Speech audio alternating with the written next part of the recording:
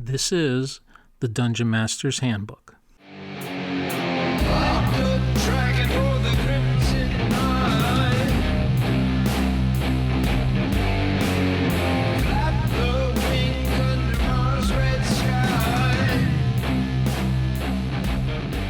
Hello, and welcome to the next episode of the Dungeon Master's Handbook. I'm Michael Chicagowiz. Glad you're listening. I'm really excited about this episode because this is something that I have wanted to do, at least since I've been doing this campaign, and pretty much as long as I've been playing D&D. I have always wanted to have huge battles. From an early age, I always loved playing the old Avalon Hill hex and chit games where you had the counters and you moved them around and you had the big battles. And I used to love seeing pictures in magazines of all of the big Napoleonic battles. And I always thought it would be so neat to recreate the huge battles that I read about in science fiction and fantasy novels. Battle of the Five Armies, of course, the Battle of Pelennor Fields. I never got a chance to when I was young playing D&D. But when I started this campaign 9 years ago, I thought, you know what? This is something that I really definitely wanted to do. I wanted to have a way of having the PCs jump from being a one-on-one D&D situation to being in a huge combat full of, humans and elves and halflings to the left and right of them facing off against a sea of orcs and goblins. I would love that. So I was looking for a way of incorporating mass combat into what is typically one-on-one D&D. But I wanted to do it in such a way that A, it was painless as possible, B, it was seamless to the game, so that we didn't have to feel like that we were jumping, say, from playing chess to playing Monopoly. And I wanted something that was accessible to my players. Some of my players have extensive background in wargaming. Some of them are gaming publishers and designers, and they know this stuff. Some of them have been playing D&D and war games for a long time. Some of them don't have the slightest clue about any of that history, but that's okay. They don't care, but they still play D&D and have a great time doing it. I wanted something that I could use for all of them, and that's a tall order, as you might guess. So what did I look at? Well, first I looked at, very obviously, chainmail. Chainmail is a war game set of rules that was published in the early 70s by TSR, and it was based off of a rule set that the folks up in Lake Geneva were using and playing with. Gary Gygax incorporated fantasy elements into it, and the whole history of D&D being that he and David Arneson really liked doing this kind of stuff with the fantasy and the dungeon and the monsters and all of that. In fact, David Arneson was kind of doing it first, showed Gary. Gary fell in love with it, came up with his own way of doing it. The two got together, they collaborated, thus D&D was born, and there's a whole history behind that, and there's actually books now about it. I encourage you to go read those. Chainmail was the progenitor. In fact, if you pick up the original D&D as published in 1974, it says right there on the first page, you should grab your set of chainmail rules because that's going to help you get through this. So it made sense to look at chainmail as a set of mass combat rules in order to use it with D&D. Even though I'm playing Advanced Dungeons & Dragons, why not go back to the beginning? And I looked at it and I gave it serious thought. There was a lot of things to like about chainmail. Number one, it was kind of already set up that you could pull from your D&D game and get involved into a mass combat somewhat seamlessly.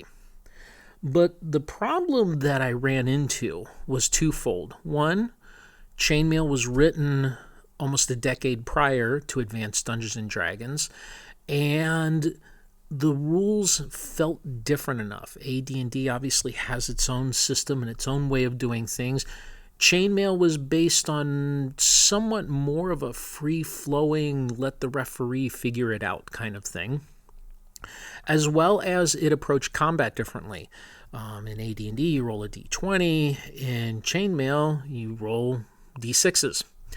And the way you plot out hits is differently, and the way you think of your figures are differently. And while PCs could become their own people instead of just part of a bigger army, you had to be a certain level to do it. And the rules were kind of fiddly. So thinking about how I could pull someone from an AD&D game into a chainmail game didn't seem like it was going to work very well. So the next thing I looked at was a small supplement to the 1974 original Dungeons & Dragons rules. You might not have heard of it, but it is called Swords and Spells. Now, this is a really interesting set of rules, and I really debated on using this. It would have flowed a little bit better because it incorporated more elements of D&D as we know it now into the rules, but it was way fiddlier, especially how you calculated damage.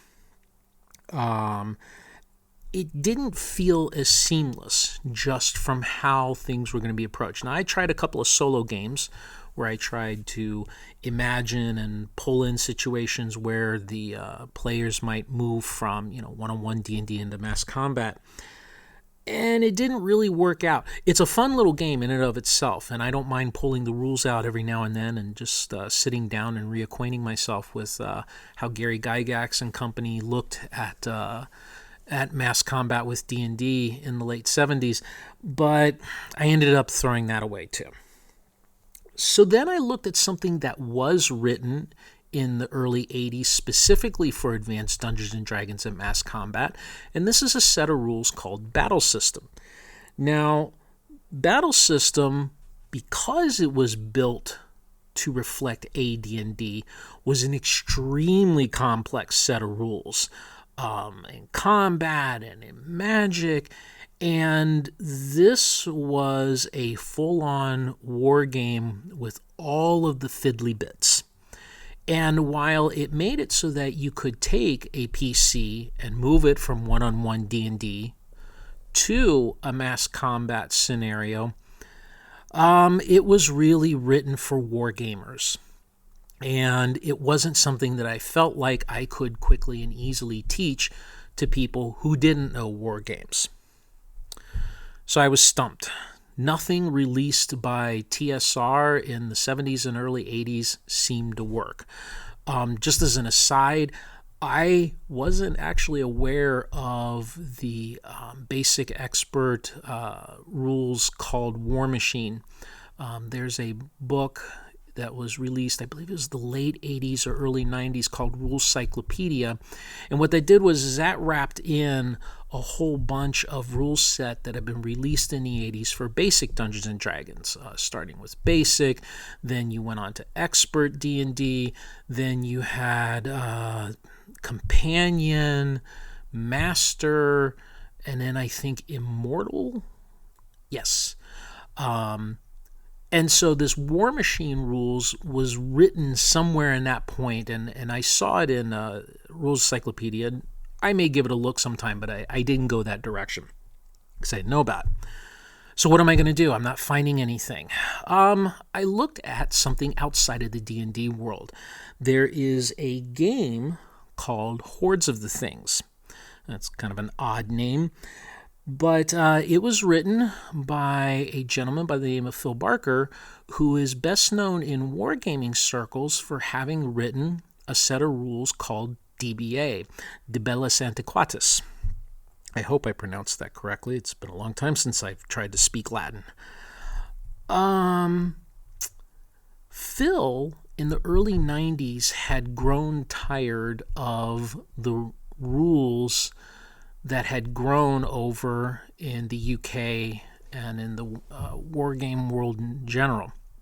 He wanted to go back to something that was a little bit more basic, a little bit more fun. He wanted to actually have battles within a couple of hours from start to finish, but where this could somewhat accurately depict what it might feel to have, Romans versus the Gauls, or, Assyrians versus Sumerians, and that sort of thing. So he came up with these very basic, quick-flowing rules. Now, out of those wargaming rules, then he adopted a set of rules that was fantasy-based, to where it wasn't just refighting the wars of history. You could now take your Romans and put them up against the orc hordes, or you could refight the battles of John Carter in his Barsoom Mars books. John Carter's the hero. Anyway, you could refight virtually any battle that you could come up with the armies for. And the set of rules was a lot like DBA. Very simple. Fairly simple. Phil Barker has an interesting take on the English language, much like Gary Gygax did when he wrote D&D. And they call it Barkerese for a reason. Sometimes you have to really ask people, what the hell did Phil mean when he said this? So aside from that, easy set of rules, fairly easy to learn, fairly simple to set up and run. I thought I had my answer here. I was now calling it my Holy Grail. So I noodled around for about a year with trying to figure out how to pull PCs into Hordes of the Things, also known by its acronym HOTT, H-O-T-T. How to pull the PCs into that kind of battle. And I tried it a couple of times, and it just didn't work. It was so frustrating. One of two things was happening. Either to have the effect, or to kind of reflect that, hey, the PCs are part of this battle, I either had to scale them up, or they were going to have to wait till they were 10th level just to be able to step onto the battlefield. Well, I ain't got time for that. Excuse me. At this rate, 10th level is going to take us a few years to get to. So I was very frustrated. How do I make this work? How do I make the spells work? And it just seemed to elude me. And I kind of gave up. Until another blogger from the 2008 through 2012 OSR explosion, if you will. His name is Daniel Collins, and this blogger came up with an amazing solution. Now, you may know him if you read the OSR blogs. He's known on the blog as Delta. And his blog is Delta's D&D Hotspot, and I'll put the URL in the description on my blog. He's a statistician, and he also teaches statistics, and he is really good at diving down into D&D and pulling out its guts from a numbers point of view, and then simplifying that or explaining it in such a way that it makes sense to everybody. So he went in, he looked at the very same sources I looked at. He looked at chainmail. He looked a lot at swords and spells. I don't think he liked Battle System very much, if I remember correctly. He derived his own set of rules, and he called it Book of War, and essentially the basic core rules fit on 4 pages. Let me repeat that again. Mass combat, where one of the little figures or miniatures on the table represents 10 men, 4 pages of rules. Very simple, easy to understand rules. And when I read that, I was excited because not only was this an easy to understand rule system, but the way he had done it was statistically accurate to how the D&D combat works. So even though we're going from D20 to D6, taking into account armor class, levels, that sort of thing, it's all there. you would get the results that you would expect to get, statistically speaking, if you were rolling this out 1d20 at a time. I loved it. But he had a theory in which he said, you know what? You have to be a 10th level PC in order to step yourself onto my battlefield and be its own figure. And I said, oh no, we are going to figure this out. Because I had an idea of taking the PCs and creating a party. And as long as that party of PCs equals 10 hit dice, they can have a figure in a Book of War battle. I broke the code, or I broke the mystery, solved the mystery, broke the code, whatever you want to call it. And I came up with a derivative of his rules and tried it out, and it worked wonderfully. We had a scenario where the PCs needed to help the Marshals' forces, or actually it was a mercenary company's forces, recover a fort from the orcs. The PCs did some special ops kinds of things, sneaking into a dungeon underneath the fort, distracting everyone, allowing the massed combat forces to fight. And then the PCs also joined in that battle. It worked brilliantly. The people that didn't know wargaming picked up on the rule right away. They rolled a d6. They're like, I'm attacking that person. We're moving here. We're doing this. We're doing that. And it was as if they were playing D&D. They were just using different dice to do it. And the figure represented many men rather than one little figure. At last, I had found my Holy Grail. And that's what I've been using ever since. I've had now 3 mass combat scenarios using my derivative of the Book of War rules. And not only have I used it in my AD&D campaign, but I've also used it in my one-on-one game with the Princess Wife. I'm going to talk about my one-on-one game in a future podcast episode. But she picked up on it really easily. And I've also used it at some of my one-shots that I play at conventions or at events where the PCs have stumbled into a huge battle or they've caused a huge battle. We shift gears. I explain it to them very quickly. I have a little spiel about how this works. We do it, and it works out wonderfully. So the idea was get everyone involved. So when I have a mass combat scenario, typically what I'll do is even though we have one unit, if you will, it's actually one figure that represents the PCs, and they're going to kind of come to a collaborative decision on what they're going to do, I nominate an old school role for the PCs. It's called a caller. One player will tell me, this is what the PC figure is going to do. But I allow my other players to control other elements, other units of the battle, so that they can kind of get into it and help, participate in the whole thing rather than just standing around waiting for this battle to adjudicate. I've also used my rules to do something really crazy. I, in a solo game, decided what would it look like if I took 100 men into a dungeon. So I did it. I'll post a URL blog, or I'll post the URL to the blog post on that, as well as I will give you the URL to my derivative of the Book of War rules and to the Book of War rules themselves. They're available through Lulu. I think it's $5, $10. It's a ridiculously small amount of money for a great set of rules. What's my biggest takeaway from incorporating mass combat into your D&D game?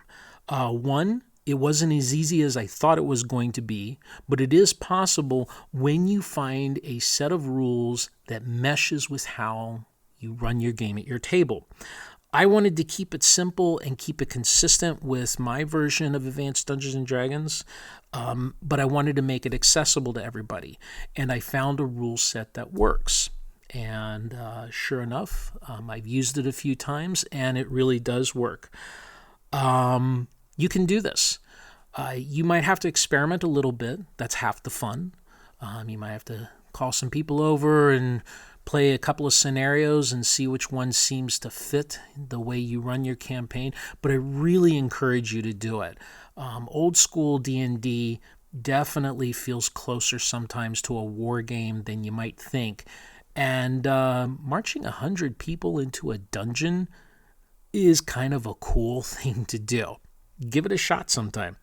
In a future episode of my podcast, I am going to actually talk about war games themselves and how they fit into my overall campaign world. And that's a different topic than meshing mass combat with my one-on-one D&D game. So that's it. Thank you very much for listening, and thank you for all the comments and suggestions you've made. A lot of them I've kept, and I'm going to use them for future episodes, so please keep them coming. Let me know how I can make this podcast more useful. You can subscribe to this podcast on SoundCloud through its RSS feed, or I am on iTunes or Google Music Play. And the URLs to all of the various places that I'm at, as well as Facebook, are on the blog, dungeonmaster.wordpress.com. All right, that's it. So until next time, game on.